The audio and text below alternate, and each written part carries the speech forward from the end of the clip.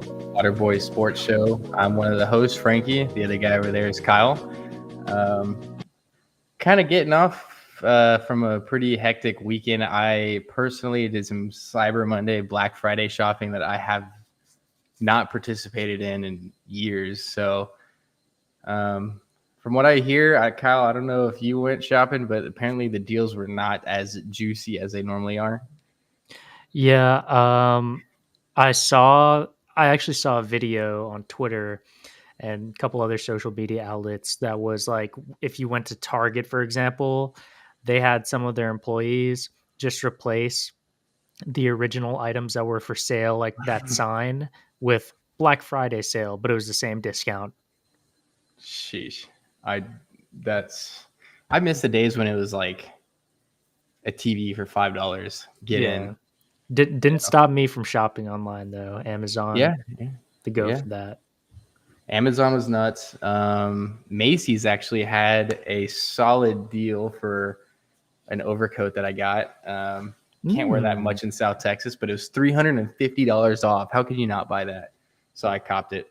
Yeah, that's an instant one. Yeah, I also did all my Christmas shopping too, so yeah, that that's was clutch. ideal. I think the best thing that I got from this whole experience was the Theragun, the Therabody massage gun. That thing is nuts. It was $400 on sale at Best Buy for $280, I think. Man, that thing could knock you out. That gun is powerful, but it works great. I love it. Got a Bose speaker for my garage gym. Not too much. He works out, guys. He works out. I work out. I got a face for TV. Don't mind this radio session. I do work out. But apart from the Cyber Monday and Black Friday deals, we have a lot to talk about in the sports world. Yeah, the first being, unfortunately, weekend. We have to recap and kind of talk about our horrible loss. UTSA versus Tulane, final game of the season. Winner goes to the conference championship game, and unfortunately, we did not come out on top. We crumbled, dude. Even my mom watched the game, and she was like, she never watches the games, and she was like, they didn't do too well. I was like, no, they didn't. I didn't realize everybody was watching this game. It was on ABC. Of course, in the biggest moments, under the brightest lights, you can count on UTSA to literally and figuratively fumble the ball. Yeah. Unfortunate. That is just so unfortunate. The way they played was Saturday was not indicative or reflective of how good that team actually is. But man, I don't know. What are your thoughts on it? So we didn't do what we needed to do. It felt very similar to the Troy game, as you had pointed out last podcast episode. The Tulane defensive coordinator is the same defensive coordinator who coached at Troy for last year's bowl game and last season. He definitely had us figured out. You said that was a risk factor that we were going to have to take, and it showed. I hate being right. Fortunately, it doesn't happen too often. And it looked like the whole time, Traylor and Frank Harris, it looked like the lights were too bright for them. Lights were too bright. They were nervous. 5 completely avoidable turnovers throughout the game. Simple ones could have easily been avoided if we just focused on taking care of the ball and not the lights surrounding us. Ruined several of our drives that were good drives at first, but you just can't have that if you want to win the game. We weren't playing our brand of football. We got beat over the top so many times, and it was hard to watch. It was really hard to watch. I'd love to see a statistic, but I wonder if any team has ever won a game with 5 turnovers. Towards the end of the game, it was like every defender was just trying to strip the ball from Kavorian Barnes. Like, they weren't even really trying to tackle him. It was just like they were just trying to strip the ball from him. It's just, yeah, that was one of the worst games I've seen. I know we talked about the Troy defensive coordinator is now the Tulane defensive coordinator. I did not think I thought it was a possibility that we would see a very similar game, but I thought it was a small chance. I didn't think that we would crumble twice in a row, 2 years in a row. Man, I feel like that guy, Sheil Woods, I think his name is, he was purposely put on this earth to orchestrate a defense against Frank Harris. I have never seen anybody, we've never gone up against anybody that has had our number like that guy had. It is like weird. Like Tulane has a good defense, but not that good. It is like exactly what happened against Troy last year happened against Tulane. Yeah, absolutely. And we mentioned that Tulane had some really close games against teams that were a lot worse than us, and it should not have been that bad of a walk down as it was on It makes me Friday. feel like Tulane was actually preparing for weeks for UTSA. It made me feel like, I mean, this is not the same team that allowed 28 points from North Texas or 23 points from UAB. This is a team that beat Rice 30-28, beat Tulsa 24-22, and then they beat UTSA 29-16. That is not like a coherent. That doesn't make sense. It makes me feel like Tulane had been working and scouting and practicing for UTSA for the past 5 weeks, Yeah. and it showed. Yeah. Looking forward, you know, just for our future, um, my kind of whole 2 cents on what we need to do is we need to hit the transfer portal and recruiting very hard this offseason. We have just gotten, for those who don't know, $2 million put up from the athletics department for assistant coaching and recruiting changes to be made. Let's use that. Our high school recruits so far, their quality from what I've seen on 24/7 Sports, but we need more of that because we haven't done much. We've gotten a few solid recruits from what I can see. And here's some key points that need to be addressed so that this doesn't happen again next season. If we're in a such a tight race like that, one for me, we need to address the secondary. We've let teams, not just Tulane, but teams all season throw all over us, and we can't let that happen next season. We have Cam Alexander and Zay Frazier returning, very solid guys who are at cornerback, returning with 4-star Kenyon Kelly already committed as a starting safety. So we need depth there, and we need to get another solid safety to round that out. My second key point would be we need to supplement the O line because we have had a revolving door of injuries all season long, and even in that particular game at the O line, we had guys starting that shouldn't necessarily be starting, and we just don't have enough there.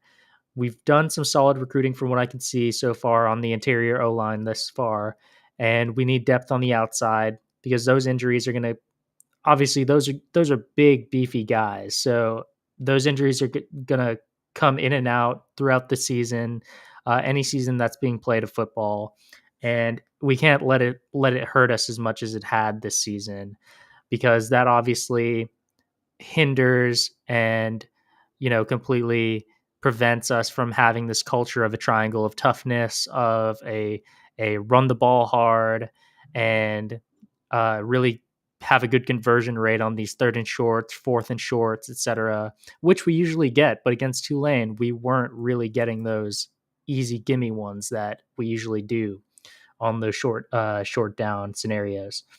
My third one, biggest question for me, what do we do at quarterback? We've got Owen McCown waiting for his moment, but do we, and I'd be interested to hear what you think of this. Do we supplement that with a veteran transfer? Do we bring in some insurance for him, or do we just roll with him? I've been a big McCown fan since probably since the beginning of the year when I first Heard about him when he first transferred.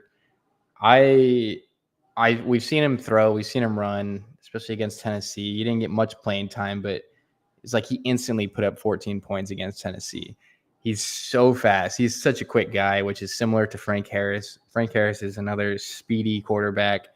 But the difference between Frank Harris and McCown is that McCown has an absolute cannon, and Frank Harris is more of the type of quarterback to float balls down the field. He can still get it down 40, 50 yards if he needs to, but they're floaters. They're not dots. McCown throws Right. dots, and I'd love to see that, especially in college. I'd say we roll with McCown. We have a solid backup in Eddie Lee Marburger. I would be surprised if we don't get another recruit out of high school. I don't know if we need to hit the transfer portal yet, but last I heard, the Temple quarterback is actually hitting the transfer portal. So that may be an option. Let's see some of his stat. Oh, it's Kurt Warner's son, EJ Warner, threw for 6,000 yards and 41 touchdowns in 2 seasons with Temple. So that may be somebody we might want to pursue in the transfer portal. And That's my take on it. I did also ask in the poll on Twitter, who should UTSA target at QB if we're going to bring in somebody from the transfer portal? There's Max Johnson entering the transfer portal from Texas A&M. There's also Tyler Show, and likely with the return of Ewers, Malik Murphy from Texas, I'm sure is going to enter the transfer portal just based on his potential to get playing time. Overwhelmingly, actually not overwhelmingly, 50% of respondents actually said they would like Malik Murphy to come to UTSA. Oh, baby. A few people said Max Johnson, but the second best option, as far as people who responded to the poll, said stick with McCown, which I would agree with if we're able to bring in a solid potential upside, high upside quarterback coming out of high school. Man, Malik Murphy, dude, I totally forgot about him. That dude is way too good of a quarterback to be, what is he going to be, second, third string? Yeah, maybe? I think so. And if we're going to be continuing the same kind of game schemes that we will for the coming years, I think we need a quarterback like him. And McCown has these intangibles, don't get me wrong. Like he is fast and he's got that absolute zip on the ball. But we need guys like that who can kind of serve as two-part dual threats and also have the ability to extend plays when things go wrong, which is definitely something that's likely when it comes to this type of G5 style of play. Yeah. Something to note that about Malik, if we get Malik Murphy, I'd love to see a QB battle for QB1 between him and McCown. It's going to be awesome to see McCown develop in another year. But Malik Murphy is a completely different type of quarterback than what we're used to. The guy's 6'5", 238. He's a redshirt freshman. So really young.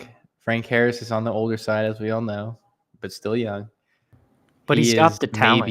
He's got the talent, of course. Yeah. But Frank Harris is also maybe on a good day 6 foot flat. This is a completely different type of quarterback that we would see here. And he would have the opportunity to be the guy in San Antonio. He could be the guy. And if somebody like that came to UTSA, again, that dude has way too much talent to be on the third string. There's no way he's staying in UT. I'm sorry, UT fans, but Quinn Ewers and Manning, talent is not going to stay where it's a third string. He's going to leave. It's just a matter of where he goes. I think there's going to be some other great NIL offers for him. I don't know if he's a big NIL guy or if he really wants to increase his NFL stock. But if UTSA can snag somebody like that, a Malik Murphy, that would give Jeff Traylor everything he needs to stay, I think. Definitely. B-Lowe's 98 chatter saying that looks like Max Johnson is going to UNC. Fine with that. That was just kind of an option I floated out there on the poll. He's not really the greatest fit for UTSA's offense either. So that's neither here nor there. So all that wrapping up brings us to the overwhelming projection for UTSA's bowl game and how I kind of want to wrap up the CFB talks would be one that would be really cool to see for us, Fenway Bowl versus the projected 6-6 Boston College out of the ACC. That would be really Oh, exciting. yeah, I guess. And It's really, just it's a long way away from where we could have been if we just won this game. But I mean, yet but are again, you we gonna? Are crumbled. you? I mean, good consolation prize would be able to take a chance like that to win our first bowl game. Yeah, yeah. I mean, it's such a young program, and we've come such a long way. You can't knock them for getting into the best Group of 5 conference. With I've said it before, with all the realignment, the Pac-12 going to be the Pac-2. The time is right for UTSA to get into a Power 5 conference. If we win a bowl game, it's only going to help that. Also, with all the money that the administration is reportedly starting to pour into this football program, now that they see the pot of gold at the end of the rainbow, it's not unlikely. So a bowl win would be a huge plus. At kind of get more credibility, But we got to perform. We have not been performing in the big games. Definitely. I want to pivot over to basketball talk. There's a lot going on there. I want to open up with our bets of the day, which we're introducing here onto the pod. All the games have Let's started hear it. already, but I took, and by the way, we'll touch on the drama in a bit, but until all this controversy with Josh Giddey is over, take the under on his points every single time. That is a lock cheat code, signed, sealed, and delivered. Yep. There's something not right there. That's a K Fantasy signature pick. I'm looking for somewhere to invest my money. I need my money to start working. Tell me where I need to put it, Kyle. Yep. Continuing on, LaMelo Ball just got injured for the Hornets. So I took today the Dante DiVincenzo over for rebounds at 2.5 as the line. I would take the over on most guards who are facing the Hornets. Continuing on. Also, that injury opens up the ability for Terry Rozier to get more points and more shares, more touches. So I would take the over on Terry Rozier, his running mate in the backcourt over there. Other kind of like general bets that I had, Georges Niang from the Cleveland Cavaliers has his line really, really low for points for some reason, but he hits it on most nights. I think he hit 4 of the last 5 on his points, and the fifth one was a push. Other than that, just kind of take your smart money line plays, teams that are hot streaking against weaker teams. Just take those money lines all day. If you're risky, hit the spread. Me the risky. But every single episode, I will be doing, and hopefully we start the episode before games start. I will be doing bets of the day so that y'all can cash in a little something extra to bring home for the family. But yeah, and that's a good point. Just so our viewers know, we were doing 2 episodes a week, one basketball, both collegiate and NBA, one football, again, both collegiate and NFL. But we decided to continue to do 2 episodes a week, but we are essentially smushing all the topics together. So whatever hot topics and games that are going on, they will be covered every day. It doesn't matter the sport. So we'll be putting a lot of content out there for you guys. Also, I'm interested to see a tally of your successful bets. Yes, I can make that spreadsheet.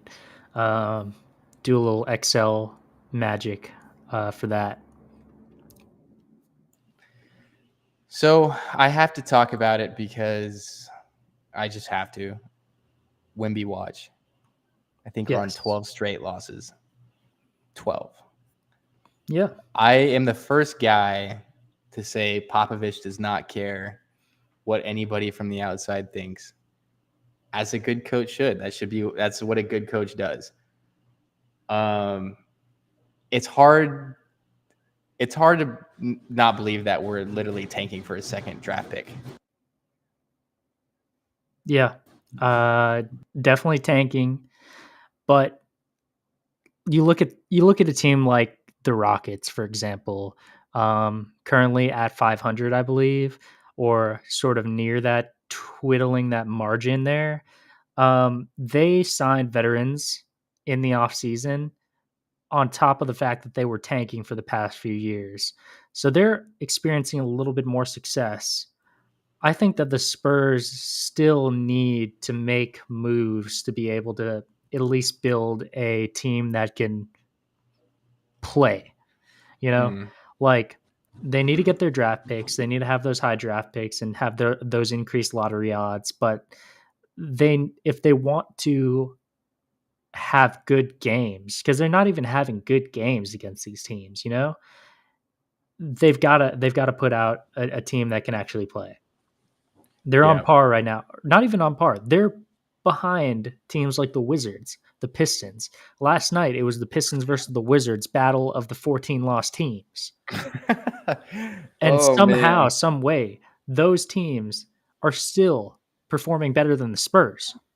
What does that Yep. say? I don't know. We got worse. We got worse by picking up the number one player in the world. I don't know how that makes sense, unless the Spurs front office in the background, the master of puppets, knows they have to tank for another pick. We know that David Robinson came in, didn't even do that great. He did great, but the Spurs didn't. We were still at a losing record. It didn't change overnight, of course. Didn't happen with LeBron either. Didn't happen with MJ. It didn't. It took him to get hurt, to have a horrible season and get the number one draft pick again, and we got Tim Duncan. I think there's a general consensus that you can't just flip a team to be a winning team with just one draft pick, no matter how freakish, how good they are. So it seems like I'm team tank. Let's tank again. If you remember, hey man, we could have gotten Chet and Wemby in back-to-back drafts. Yeah. That would have been insane. But I mean, yeah, totally, definitely tank. There's no point in competing at this point in the season, but I still think the Spurs need to be spending money in free agency. They have all these guys on rookie scale yeah, deals yeah.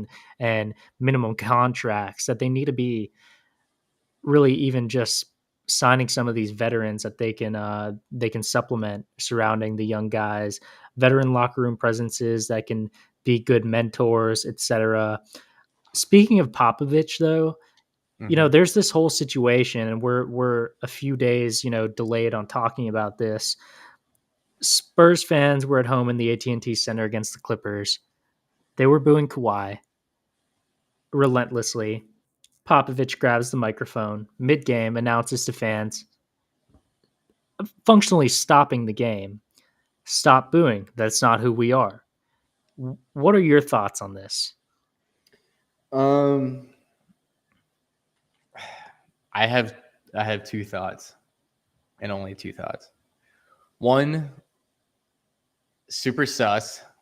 I don't know why he did that, but he's never done that before, ever. And the Spurs have always booed people. Then if they're shooting a free throw or whatever, which is what Kawhi was doing here.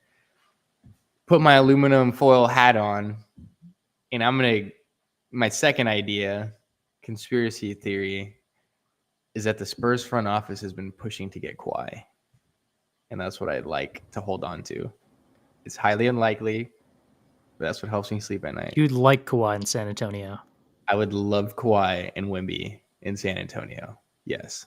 That's a hot take. I feel like I have the opposite opinion because, well, first of all, booing, that's a part of the game. He shouldn't have intervened. I agree with you. Super sus. But what Kawhi did to the fans and the Spurs as an organization, how he did them dirty near the end of his tenure, I feel like that's unacceptable. And I also feel like Kawhi has been doing this to the Clippers. He doesn't seem like he cares about anything. Mm-hmm. Doesn't care about winning. Mm-hmm. So what would even be the end goal of that? Coming back to the Spurs and doing what?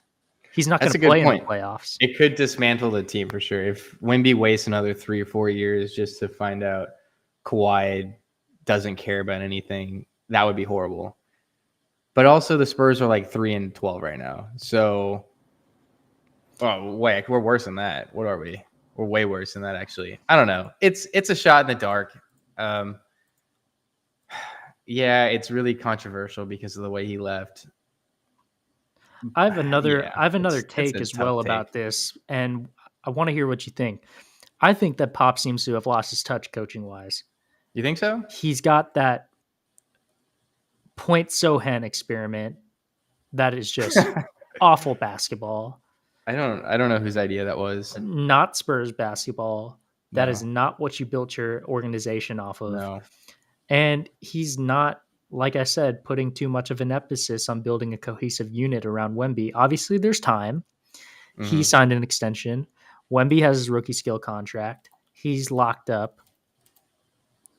But there's not much more time until Wemby might start getting the idea that what are they doing with me? You know, okay, well, let's not overreact. They're only like 20 games in the season or whatever. But I thought the same thing, that maybe Pop was like losing his touch with coaching. But then I remembered that this is the man who orchestrated getting to be tied for like the number 1 draft pick, 14% or whatever. Got Wimby. They were literally scouting this guy since he was like 13 or 14 years old.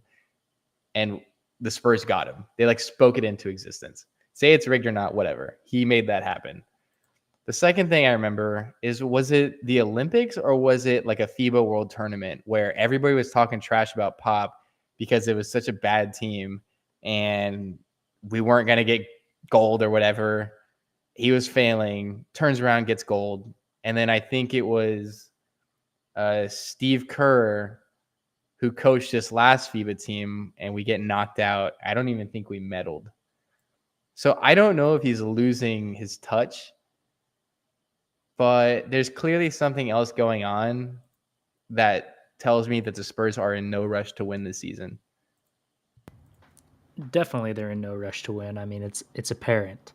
That's enough said. But Speaking there's of something under it. vets in There's the something front underlying. office, I mean, don't get me wrong. Pop, probably one of, if not the greatest coach of all time in basketball at any level. But there's always a time when the clock winds down, regardless of when you're a coach, regardless of when you're an executive or a player. That's true. There's a That's a time fair to call point. it quits. Coach K called it quits from Duke. He could have been coaching till he died. Yeah. There's always a time. And I want to segue that into another discussion about a different executive in the front office who I guess he felt like it was his time to call it quits. Mark Cuban today, breaking news, That's crazy, dude. sold his majority stake in the Mavericks for $3.5 billion. When he originally purchased his stake for $285 million, he is staying on with the Mavericks as director of basketball operations. Will have final say in all front office decisions, Oh, you hate to see that. You and he's hate to see that. he's also leaving Shark Tank. Okay, well, that's actually more of the bombshell, I think. Shark Tank, man, what a run they had. Maybe he's cashing in. Maybe he knows Of something course we he's don't. cashing in. He's rich, but well, maybe he's in that. Yeah, he could be. He could be in that billionaire club that knows something's about to happen. I Something don't know. about the market. Something about the market, The but bubble gonna that's burst. that's probably the last news topic I would have thought to have seen ever, is that Mark Cuban sold his stake in the Mavs. That dude loves the Mavs more than probably like anything he owns. I I wonder why he did it. I don't know if he said why he did it. Um, Director of basketball operations, that's got Jerry Jones vibes written all over it. I'm not a fan of that. Um, I'm not a fan. If you're a Mavericks, if you're a Mavs fan, you should be worried. You should be very worried. Yeah, to me I'm it not it, it doesn't. knocking him, but he's It's not a basketball guy. yeah, you know? exactly. And it's such a power trip because I feel like how are you going to sell the stake you have in a team that you are the majority owner of, and then still want to be the head honcho at the Right, end of the day? right. I agree. And the guy's already a billionaire, right? Like he doesn't need the 3.5 billion. What is he gonna do with it? That's why it's so weird. Is that seemed like that was the most important thing to him that he owned. I never would have thought he would have sold that. I wonder why. I don't know, I but don't want to speculate too much, but like I also feel like investor confidence is a big thing to be said, and like if he's lost confidence in maybe the organization's ability to be a team to facilitate around Luca. mm, I mean, Luca's the big guy there, you know. mm. I don't know, but I don't want to speculate too far on that. Um, And another story that, you know, we kind of have to talk about just because it's topical. Um, Without too much speculation, Josh Giddey, What a story! What a he story! I'm What sure unfortunate. everybody who's listening knows, but he's had relations with an underage girl. Um, this might have been an ongoing thing for the past year or so, maybe a I couple think it was, years. dude. He was making like TikToks about her, Yeah, right? exactly. He was active on social media, and like there's leaked videos or recordings of him talking about him and her. Supposedly, and this is just a speculation, she used a fake ID. They met at a club or a bar or something like that. He took her back. Um, Afterwards, he's been asked about it in interviews in which he replied, "No comment." Um, you know, easy cop Unfortunate, out. man. Yeah. The NBA has officially started conducting an investigation on it. Nothing has come about that yet, which is weird to me because the photo evidence, social media that's kind of surfaced and everything seems pretty clear. It's to me, it's just like a matter of ironing out what the timeline is, when he found out her age, when he met her, questioning relevant parties, friends, and family. I'm not sure why the league is sitting on it for so long because it seems like a rather open and shut situation to kind of approach. Um, but there's again, like till that stuff comes out, we don't want to speculate too far into it. But there's key, like very impactful implications here. He's from Australia, so if there's legal trouble, I don't know what his work visa situation is, but I don't know if he would get deported. I don't know what goes on there. Um, I think it's very likely that, and especially as we've been seeing with a lot of the teams, the Charlotte Hornets, for example, Houston Rockets that have had guys getting into criminal trouble. Um, I think the Thunder will probably release him, trade him or something, and he'll just be picked up by another team shortly after, which is really messed up been going on in the NBA. Ongoing crimes being committed by NBA players who get off scot free. Miles Bridges, alleged beating his girlfriend or wife or whatever that situation was, sits out a season, gets off scot free from the criminal charges, but is playing again now. Um, Kevin Porter Jr. from the Rockets traded away, not playing really yet, but I think he's going to sit out some time and play again. I don't know how the league is just letting this happen to where it's like people are committing these crimes, and obviously I'm not a judge, I'm not the court of the people or anything, but I don't know how people are getting away with this type of thing.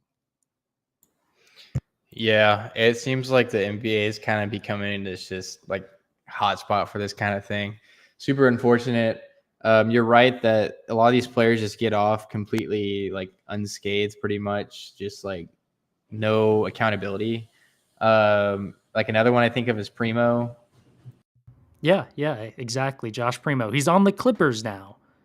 He sat out last season after all that stuff came out about him uh exposing himself sexually to various different people, and the Spurs drop him, of course, and then he gets picked up by the Clippers and is now part of the Clippers organization.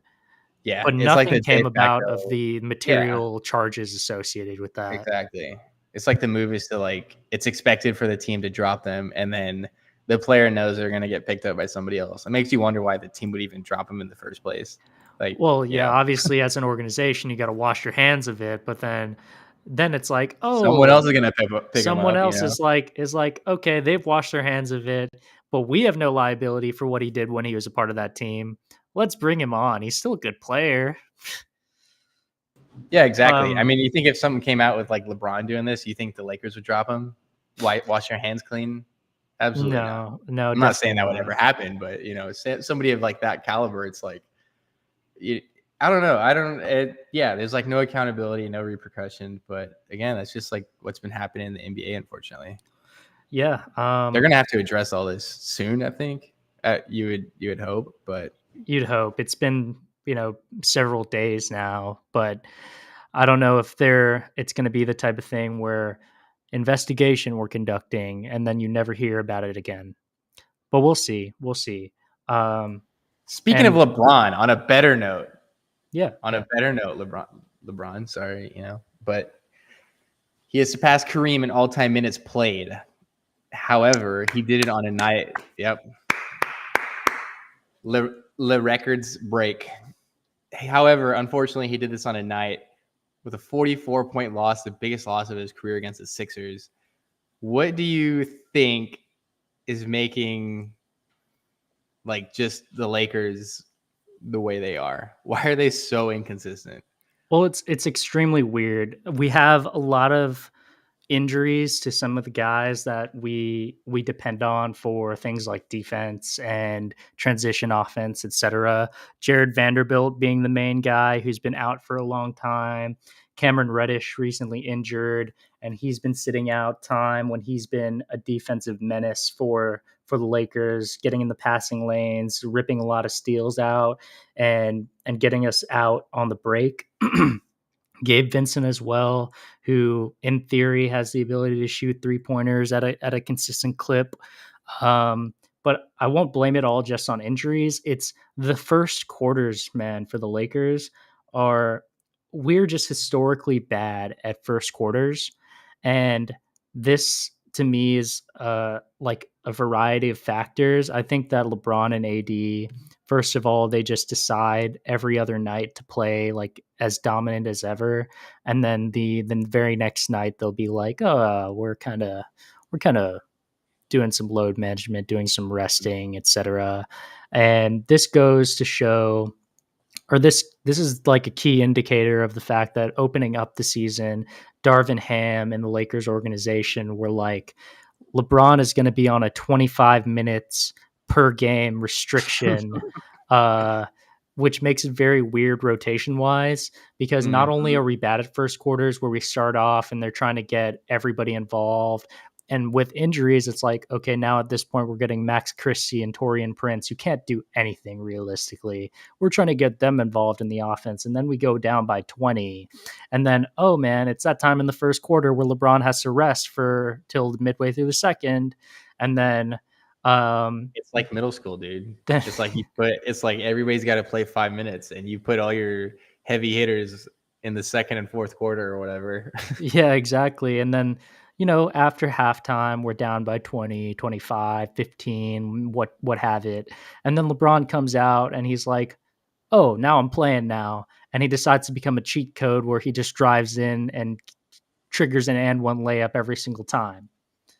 Mm. And it's like we're playing from behind in a lot of these games, on top of the fact that they decided to take every other game off, it feels like. And I think they will be a great team, dominant team in the playoffs like we saw last playoffs, but they just don't really care enough at this point. However, LeBron seemed to care quite a bit from that Sixers loss. That was a real blow. Mm. We had Patrick Beverly being a menace to Austin Reeves, talking about every single game because Austin Reeves in one of their games against the Bulls last year hit the too little celebration on Patrick Beverly. And ever since then, he said on his podcast actually that every single game I face Austin Reeves in, I'm going to make his life hell. Wow, we should have him on. We should do a podcast collab. Hopefully one day. LeBron said in that post-game presser against the Sixers, though, a lot, quote unquote, needs to be changed about the team. So officially, GM mode activated. I The assume GM. that Lakers are going to cash in whatever chips they have and somehow get a bunch of acquisitions that lead to a huge spark up in the regular season remaining Mhm. games whenever that Mhm. happens. It always happens that way. LeBron gets what he wants. He trades for the right guys, or he has the front office trade for the right guys rather. And then No, they he trades for become the right guys. and then exactly. And then they become just cracked out insane. Yeah, yeah. Speaking of cracked out and insane, Chet Holmgren is now the first player in Thunder franchise history to record multiple 30-point plus games in the first season. Um,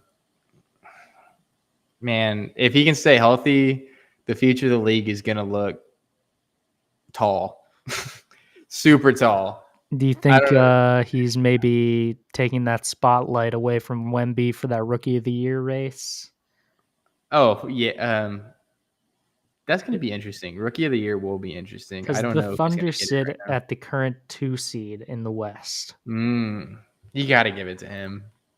I don't see a rook. When's the last time a rookie of the year won sitting at the last place in a conference?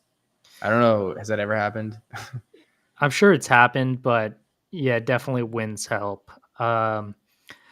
And Chet is being really that key centerpiece that they needed to supplement SGA, J Dub, all those guys. I was going to hmm say Josh Giddey, but the future's not looking bright for that. hmm But the Thunder, absent Josh Giddey, still look like an amazing team with high upside for the future. And if they all grow together right, it's going to be very, very nice for them, and especially if they cash in, a few of these like millions of draft picks that they have coming in the future. Yeah. Um, Last year, the Thunder finished 40-42 at 10th in the Western Conference, so and now this they're is second. a vast, vast improvement that we're seeing in the early parts of the season. Another team atop the West, just above them, unexpected, but notable nonetheless. The Timberwolves. Mm. Anthony Edwards, like I said, star of that USA Olympic team. He's Yep, him. He's he him. is him. He is him. Um, Matthew Paez, before we move on, says that in chat, Chet and Wemby are neck and neck. Chet gets to play with the first team. Uh, Yeah, I so mean, he Chet definitely has a better team around him for sure. yeah, But he is definitely stealing the spotlight, I think, from Wimby. Wimby's just I still think Wemby's a better player for sure, but the people who vote at the end of the day, I think are going to look more at the wins and losses probably. But I do think Wemby is the better player. I'll I'll give it to Pease. I think I don't know. What do you think? I mean, we're only 20 games or so into the season. yeah, I would agree. I think Wemby's definitely the better player, but Chet, he's got all the same skills, and when they're so similar at that point, the wins are going to factor into that tiebreaker when it comes to the voting races. Obviously, career wise, I think Wemby definitely has a brighter career, but after the rookie of the year, after you finish that season off, that rookie season, wins are going to matter a lot more. So that's why it's so much more imperative for Pop and the rest of the front office that in the Spurs to coach and build a good team around Wemby. Because Mm, if Wemby and the Spurs are teetering on the side of we're losing most of the time, most seasons, it's going to look like Chet is going to have the better career. But remains to be seen. We won't go that mhm. far yet. Belows 98 says Chet ain't even really a rookie. That's true. Definitely, he sat out his rookie season, but there's all those rules about if you didn't play this amount of games, then you're considered a rookie for the next season. So can't Well, let's complain about remember it. again how this. I mean, I hate to keep bringing it up, but it's got to be something to consider long term in his career that this man had a contactless injury while he was getting chased down by LeBron, basically trying to defend LeBron, and was out for the whole season. I think Wimby's body can put on more muscle, like Giannis, basically, but um, I don't think Chet.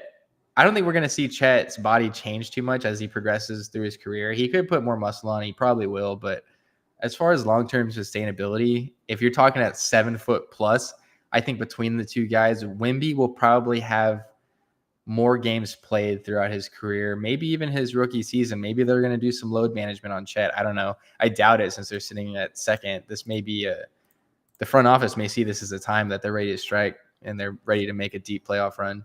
Maybe. It'll be interesting to see as we Before get further in the season. Yeah, definitely. Before we head out east, one more game to talk about in the West recently, the Clippers. And we thought they were on the up and up a little bit after beating the Rockets and having another win after that, I believe. They just lost to a Nuggets team playing without Nikola Jokic and Jamal Murray. The first and second thickest guys in the NBA, Jokic and Harden. Was Harden playing Thickums? Was he? Let me check the box. I don't know, but even though the Clippers losing to the Nuggets without those two stars, that's nuts. I think the Clippers were much better without Harden. I will just go out and say that. They went on a losing streak with him. The Clippers were indeed at full strength, and they were getting walked down by DeAndre Jordan and Reggie Jackson. Reggie Jackson had 35. DeAndre Jordan had 21. DeAndre Jordan has not played significant minutes in a long, long time, and has not produced like that in a long, long time. He played 34 minutes, 21, 13, and 5. Next man up mentality at Denver. I got to give it to him. Definitely. Michael Malone was vocal about the fact that they have the depth. They have that very, very good locker room chemistry where our key guys aren't in. We're bringing in the next guy. And they just really have that cohesiveness surrounding that organization, looking good to repeat if injury concerns aren't consistent in the future. Then heading out east, Celtics are still rolling, Bucks, Heat, usual suspects, but the Orlando Magic are the 2 seed in the East. Dude, this is like bizarro world. We got the Timberwolves at the top. We got the Thunder at the top. In the East, we have the Magic. I don't know, man. I never would have thought to see these teams, at least, I don't know, at the top of their game. Super weird. I mean, you would consider, the East has always been the weaker conference. They've always had, Celtics, Heat, and Sixers at the top, and then kind of the revolving door of like 4 through 8 seed, etc. But the Magic at the 2 seed right now, they're looking really good, and they're really reaping the benefits finally of building that young core through the draft like they have been. And I think that hopefully more is to come. Hopefully they remain consistent, and hopefully they continue to stay at one of those top 6 seeds so they can get in the playoffs outright. But that is it's such a weird world that we live in for the NBA right now. I think that there's a lot of weird stuff going on off the court, and on the court, we're seeing teams that we never expected or projected to see preseason coming in, just really performing. Major sus activity. Does this change at all how you see games for your early retirement investment opportunity that we call your gambling, NBA gambling? Does it change how you? It definitely changes how I see a lot of games, because it's hard. I actually prefer the playoffs for gambling when it comes to those things, because like it's easier when there's shortened rotations and players are playing harder for them to really maximize their projected output. But it's harder to pick these matchups early on in the season when it's still early to where you can't necessarily buy too much into a trend, but also at the same time, you got to give some of these teams their respect. So I have no idea what to make of it. I just have to go by what the stats say. Sometimes that leads me to win, sometimes it doesn't. But at this point, I really just have to go by what the book says. I think I don't even want to. Normally at this time we would talk about the Wemby watch. We kind of did that already, and I think we did it as much as I want to.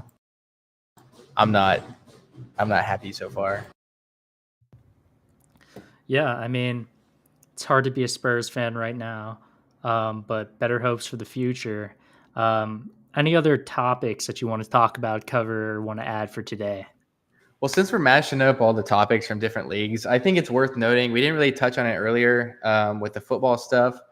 The coaching carousel, Black Sunday, is in full effect, man. It Yeah. looks like Mike Elko is going to be the next A&M coach. I think that's one of the best options they could have picked. Yeah, I think so too. Definitely a leader that the Aggies can surround and really rally around. I mean, hopefully he pans out for them, and it's going to be interesting to see what type of new regime he plans on bringing in. And then the big one, aside from that, would be the UH vacancy today. I actually read that Houston is interviewing Traylor today, or interviewed him today, and this is at least the second interview that has gone on. Yeah, like I said, I think it's good. I hope Traylor interviews with 132 FBS teams because every time that happens, UTSA just pops money out of where the sun don't shine, and that's fine with me. Like, get as much money as you can. Get him worried that you're gonna leave.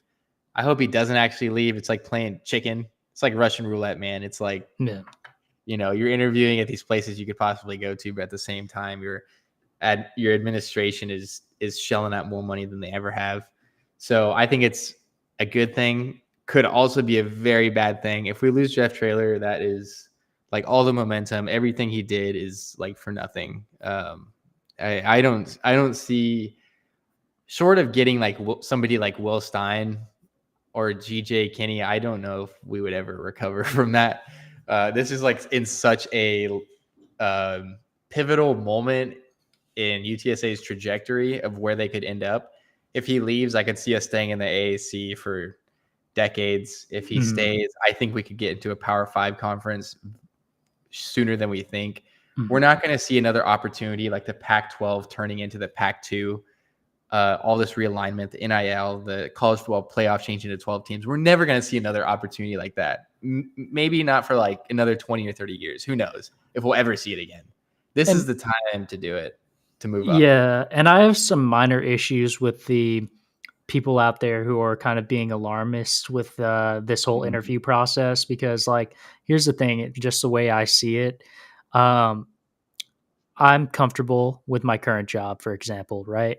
But if there's a great opportunity out there that I like am intrigued by, I'm going to take the interview. You got to. I'm gonna take that discussion, even if I have no plans of leaving my current situation. Sure. I'm still taking that discussion to hear the other side out. And also there's a few problems with like people who think that Jeff Traylor should take the job or that he's going to take the job. His him and his family, he's been very vocal about this on podcasts, interviews, pressers, etc. He's well established in San Antonio with his family. And UH, from an completely on the field perspective, is that would be a lateral move. We're on par with them competitiveness wise. All of our games with them have come down to the wire, Triple and overtime. have been decided by overtimes and last second plays, etc. So despite being P5, let's pump the brakes on, Houston being a step up from UTSA, because in reality on the field it's not. And then also, at the same time, much better programs have been very interested in Traylor. They've wanted him. He's declined them. And on top of all that, and like Traylor said in a previous interview, I think it was the Sports Star interview, when other teams and other organizations they want you, your side is working a lot harder to want you more. So, and they're doing what it takes. There's extra funding opening up. There's probably going to be additional efforts on the side of UTSA athletics and the administration that they will take to keep Traylor in town. And aside from that, there's also a lot of great options apart from Traylor that Houston is definitely considering. Cliff Kingsbury, for example, NFL coach, is now an opportunity for them to snag a guy like that. So Yep. let's wait for more news to come out, and let's wait before we decide, because I know a lot of our colleagues and a lot of our peers have been like, "Oh, bye bye trailer, it's out, he's out the door." Like, let's pump the brakes on that, and let's just be rational. And He's definitely not the only candidate in the loop, I guess, in the coaching carousel. You also have like Tulane's Willie Fritz. You have the former TCU head coach, Gary Patterson is another one that UH was looking at. These are all very qualified people. I'm not saying Jeff Traylor's not, but at the same time, I would argue that UTSA's ceiling is higher. Like, it's not where it is right now, but the ceiling is higher. This program is like 13 years old, and it just catapulted to the AAC. And you're getting paid the most, I think, out of any AAC coach. You're surpassing football budgets for some Power 5 schools, and you've been at it for 13 years. Some of these teams have been Tulane's been around for 130 years playing football. I mean, that speaks volumes. What, like, the ceiling is just so much higher. And for a guy like Jeff Traylor, it doesn't seem like he's incentivized by money. We've had coaches say that before, and it turns out they were. I don't think he is, just because of his history of staying at Gilmer for so long. For a guy that wants to build, like a builder of cultures, and wants to leave a legacy, you look at UTSA and you're like, this is gold. You just have to bring it out. You definitely. have to raise the bar, and he can do that because it's such a high ceiling.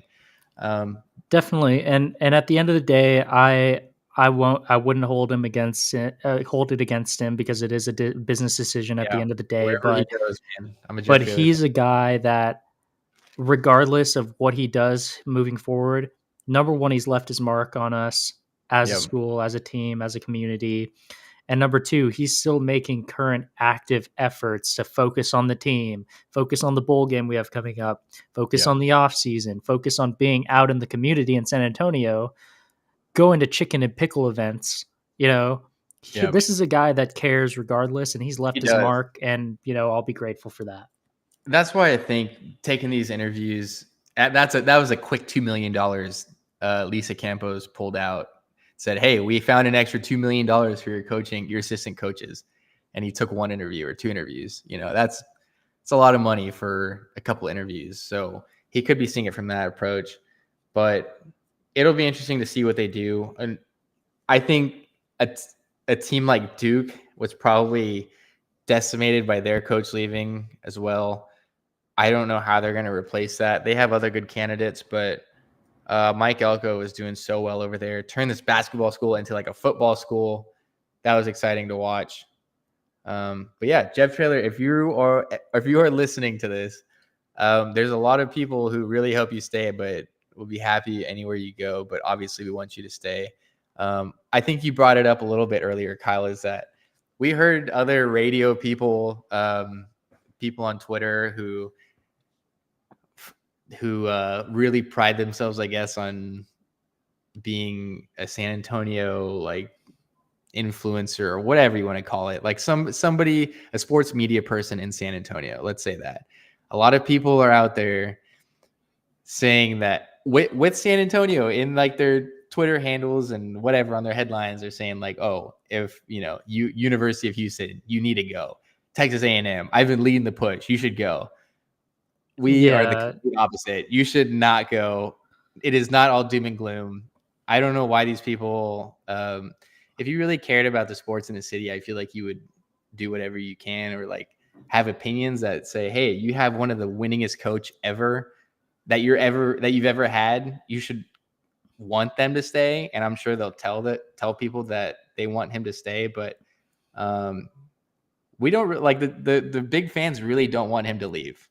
We really don't want him to leave, right? yeah, and let's just do just that. Sit back and be fans, enjoy the show, and this isn't the situation where it's like, okay, we've got like LeBron, right, and he's saying all Mhm. season, "I want out." That's Right, not that's not what this is. This is a right, yeah. guy who is completely invested in what's happening in San Antonio, and that's what he cares about right now. That's what he's Mhm. putting his focus into. and he's given us a lot, and he's continuing to invest a lot into us. Let's just sit back and enjoy the ride and enjoy it. That is college football. Man, I love college football. It's so exciting. Any other comments, Kyle, before we break from this Cyber Monday, Black Friday episode? No, we'll be back Thursday before TNF, and we'll be talking all sports now. That's what we do on this pod. So make sure you tune in, follow up on the YouTube, on the Twitch, on the Spotify podcasts.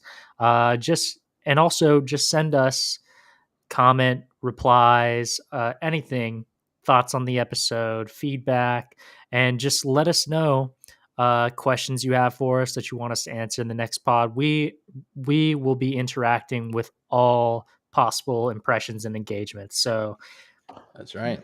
Just let us know. We got you. We'll cover it. On Thursday, we're going to be previewing the Seahawks Cowboys game. They're playing in Dallas at 7:15 Central.